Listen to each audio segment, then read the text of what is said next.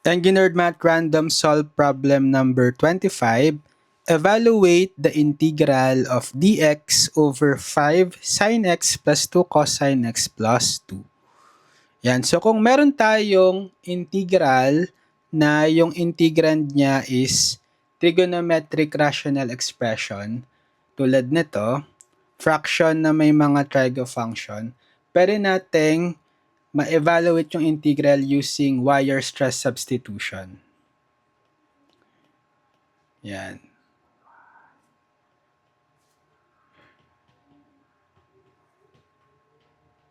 So, derive na yung substitution for Weierstrass.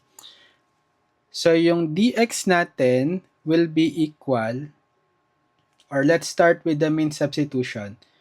We will let t be equal to tan x over 2. So, ito yung substitution natin palagi pag Weierstrass.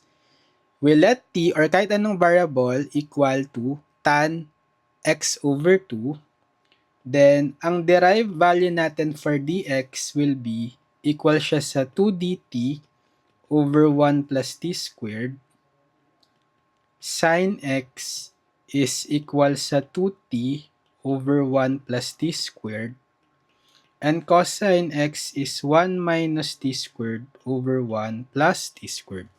So, isa-substitute lang natin.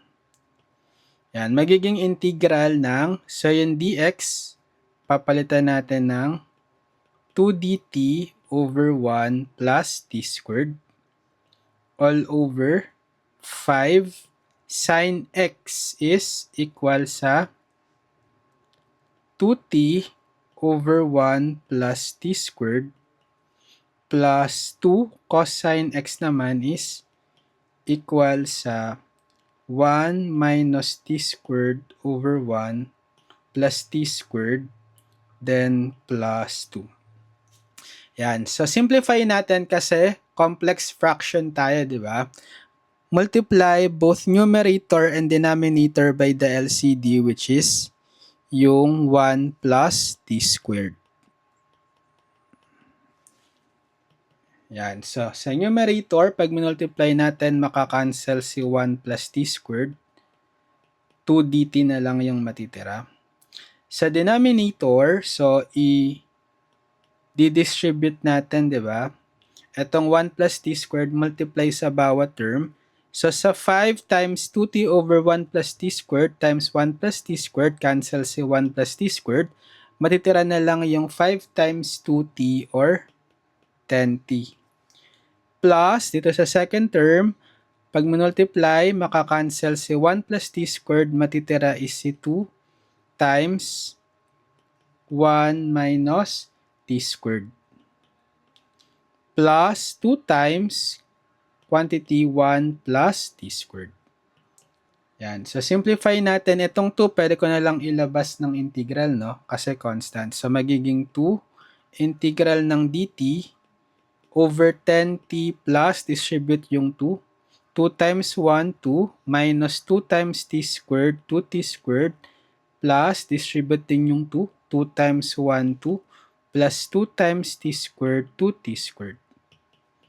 And then, combine similar terms sa denominator. So, makakancel itong negative 2t squared plus 2t squared, right? And then, we will have 10t plus 2 plus 2, 4. So, pwede kong i-factor out dito si 2 sa denominator. So, magiging 2 times 5t plus 2. Lalabas itong over 2 or 1/2, bale, madidivide itong 2 sa 2. Tapos, integral na lang ng 5t plus 2. So, cancel na to.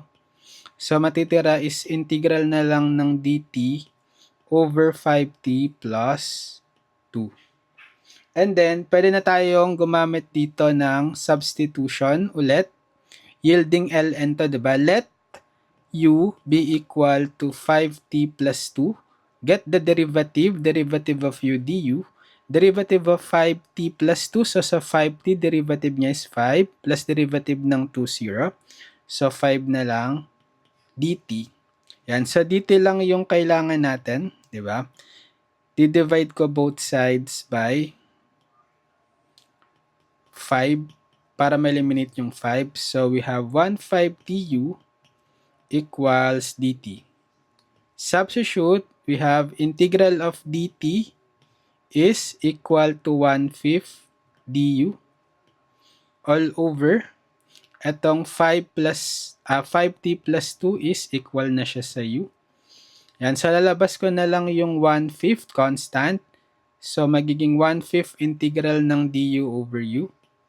And 1/5 integral ng du over u is ln u plus c. So babalik na natin yung u in terms of t na 5t plus 2. So we have 1/5 ln of u na 5t plus 2 plus c. And then, ibabalik pa natin yung t in terms of the original variable x, right?